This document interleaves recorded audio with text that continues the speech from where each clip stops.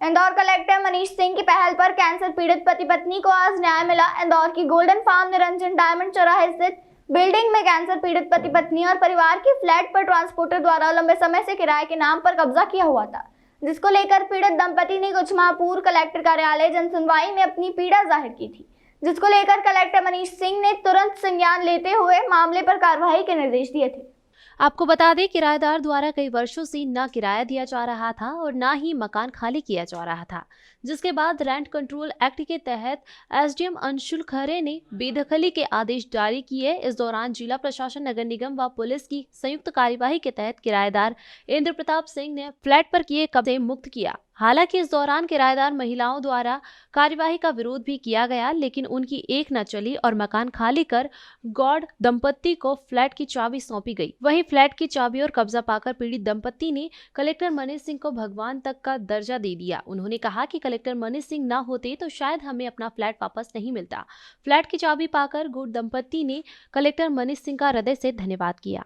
ये हम जन सुनवाई में गए थे। जन सुनवाई में कलेक्टर साहब ने वो उस पर बोला था, बोला कि हम करवा देंगे खाली, क्योंकि पेपरों में भी आ रहा था कि जन सुनवाई में सुनते हैं कलेक्टर साहब, और उन्होंने बहुत हमारा मदद की है।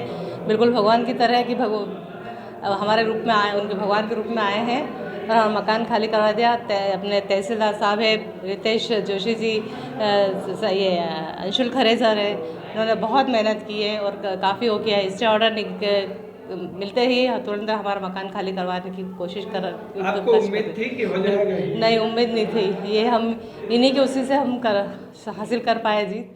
करीब हम लोग अप्रैल से बोलते आ रहे हैं इन्हें कि खाली कर दें, पर ये खाली कर नहीं रहे थे। घर आते थे, घर आके ये तक बोल के गए कि आप खाली करवा के देख लो, अगर आप खाली करवा पाओ तो। और उसके बाद अभी हम पिछले 2 या 3 महीने हो गए हैं कोर्ट के चक्कर काटते हुए। पापा बीमार इतने हैं, जैसे मम्मी ने बताया, उनको छोड़ के कोर्ट के चक्कर लगाते थे। 2 अकेली महिलाएं, और आप जानते हैं कि एसडीएम कोच या कलेक्टर परिवार में सिर्फ आप हैं अकेली? मैं अकेली और कोई नहीं है।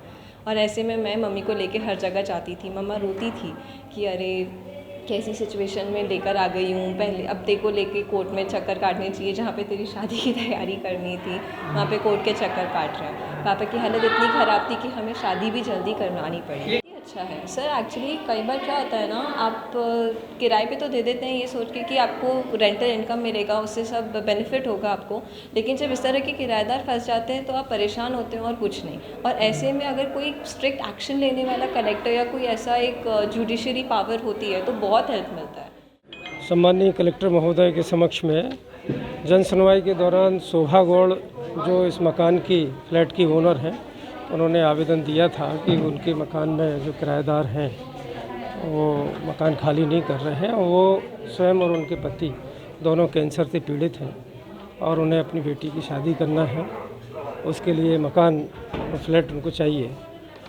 तो ये इस आवेदन पर आदरणीय कलेक्टर महोदय के द्वारा एसडीएम जूनी इंदौर को निर्देश दिए गए थे कि इसमें आवश्यक जो कानून है उस कानून के तहत कार्रवाई करते हुए और जो शोभा गौड़ हैं उनके लिए इस मकान का कब्जा दिलाया जाए। इस पर एसडीओ जूनी इंदौर श्री अंशुल खरे सर द्वारा भाड़ा नियंत्रण अधिनियम के अंतर्गत कार्रवाई की गई। दोनों पक्षों को सुनवाई का अवसर देने के बाद दिनांक 11/11/2021 को इस फ्लैट को रिक्त करने के आदेश पारित किए गए और उन्हीं आदेशों के पालन में हम लोग आज यहाँ उपस्थित हुए हैं। इस बीच जो यहाँ किराएदार हैं श्री इंद्र प्रताप सिंह, ये व्यवहार न्यायालय भी गए, किंतु इनका दावा वहाँ से दिनांक 13/12 को निरस्त हो गया है। उसके बाद हम लोग आज यहाँ उपस्थित हैं और जैसा कि कलेक्टर महोदय बड़े संवेदनशीलता के साथ में जो वृद्ध लोग हैं, इस प्रकार के पीड़ित लोग हैं, उनकी कार्रवाइयों के लिए हम लोगों को निर्देशित किए थे। उन्हीं कार्रवाई कृषि निर्देशों के दौरान पालन में मैं और तहसीलदार जूनी इंदौर रितेश जोशी, नगर निगम की उपायुक्त मैडम लता अग्रवाल, संपूर्ण अमला प्रशासन का और नगर निगम का आज यहाँ उपस्थित होकर ये